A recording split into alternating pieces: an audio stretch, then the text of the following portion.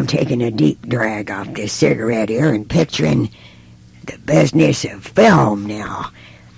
Look what I've accomplished. I've got, after many dark struggles with the horror collection, I've got 100 stories all there, ready to be the ticket to all kind of things.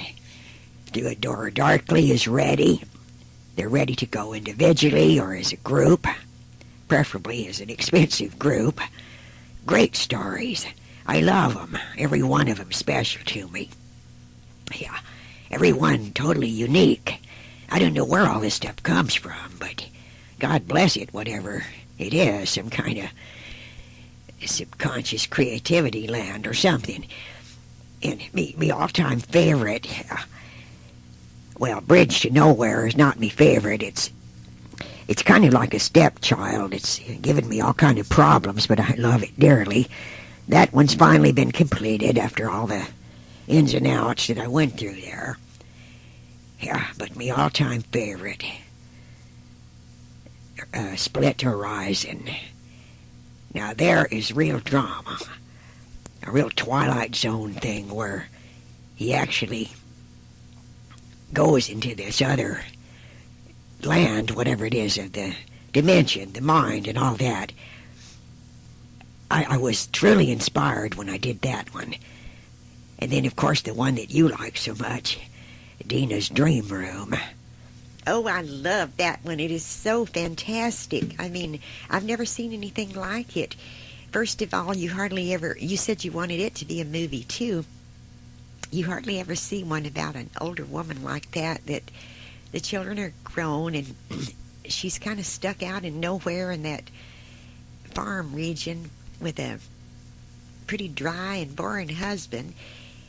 And she takes this empty room in the house and fixes it up to be her special salon or dream factory or something, and she uses some of the money he doesn't know about for special beauty products and all the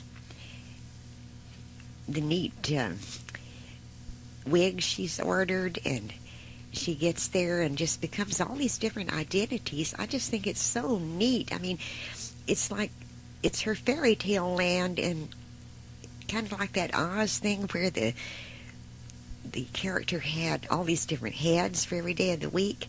Well, she's got a different wig for every day of the week, different color, and she's a whole different personality. And of course, she gets through with all of that before he comes back in for supper, and you know, she doesn't think he'd understand it, so she locks the room, and then she goes in and has a boring supper with him, and he knows nothing about all this part. And of course, it's kind of a downer there, the way it ends, that she becomes so obsessed with the room that she's in there way too long, and finally she slips into a sort of coma, and they find her dead there, but she looks beautiful. Yeah, I like that story. I kind of got the idea from you and all your beauty products and your setup there where you got all your pretty things, and yeah, that idea kind of came up out of the rug there. But that would make a good movie. Yeah, I like that one too. But now I'm going to go full steam into sending them out, making meetings and promoting these things full blast. There should be something sold in a couple of weeks, the way I'm going to go about it. Well, that's terrific, honey. I know I'm going to come home from the real estate office any day, and you're going to have some mighty great news. Yeah, you can put that in the bank. Well, it's been 6 months, and I ain't heard squat from anyone. I had this beautiful acceptance speech all written out for me first TV appearance. I listened to it back on tape now, and it sounds disgusting. I keep getting overwhelmed with this killjoy depression. Who cares? Nobody cares. Why do this? I've just made a total ass of myself. Oh, now, you know how these things are. They take a lot of time. It's so competitive. You know, there's so many people. I wish I had the right words to say, because I do understand what you're going through. And oh, you couldn't possibly. I mean, you have an outside life. I've got this. Everything hinges on this. I've got to get something where the wheels didn't come off on the other end. I'm doing my own part. Why don't the other end go right? Is it too much to ask just to be... I mean, some stuff comes back, they didn't even read it. And I can't get an agent until I've sold something. The old catch-22, you know. The stuff is good, Rue. You know it's good.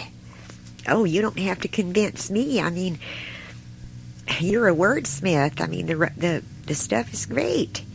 It's just hard to get the right audience or get it in the right place. Well, honey, don't be discouraged. I mean, you know, sometimes it just takes a very long time, years even. I haven't got those years to waste. I can't go back and recapture so many moments. I don't know if I can drum up the inspiration, but I didn't know I go through, like that story I wrote about Dina's dream room, the obsessive part. Even a good thing can become obsessive. It's like I ain't selling anything, so to console myself, then I write more stories and they're all good, and I enjoy doing them, but they ain't going anywhere. It's just this dead-end street, like there's a cork in me life, and I can't get it out. Well, maybe we should go out, you know, go out to dinner and out for drinks, give you a new scene, you know, not think about this so much. Well, when I'm out, it doesn't do any good. I can't wait to get back and go at it again. I feel like I'm losing my mind. Well, it's just that you've gotten too hyper about selling this stuff, you know. After all, try to remember, Joel, you're doing it because you love it, and it gives you pleasure, and it gives you expression, and even if you never sold anything, that alone would be enough, wouldn't it? No, not for a man. I gotta have trophies. I gotta have something to show. I gotta have validation. Everybody needs validation. Confirmation. You're a woman, you don't need it as much, but I've got to have that. It makes me look like a dreamer with no ambition. I'm no dreamer. I'm a doer. You know I'm a doer. You don't have to convince me. Well, what do you think all this is? You're doing and you're doing and you're doing. You've got more work accomplished than hardly anybody that ever lived. Yeah, and it's doing a great job just sitting there in full steam, ain't it? Yeah. Well, maybe the wrong approach is sending it to things out of the writer's markets. I mean, everybody does that, and you get lost in the competition and people send in the slush pile and all that kind of thing. Maybe it should be more personal contacts. Maybe we should go to more parties and, you know, seek out people, you know, do more networking. I didn't want to do that. I wrote stuff that's good enough to stand on its own legs. It ought to speak for itself. Why do I have to go out and pander and kiss butt and everything to get something noticed? The words ought to rise up off the paper. There's power in there. It ought to reach out and knock the socks off them. Well, it's just that nowadays people's attention is just attacked by so many bombardments. You know, it's coming in from, there's too much stimuli. People don't have the time to read anymore like they once did and appreciate an author and his mind. You know, everything is so immediate. Yeah, immediate gratification. That's the whole thing.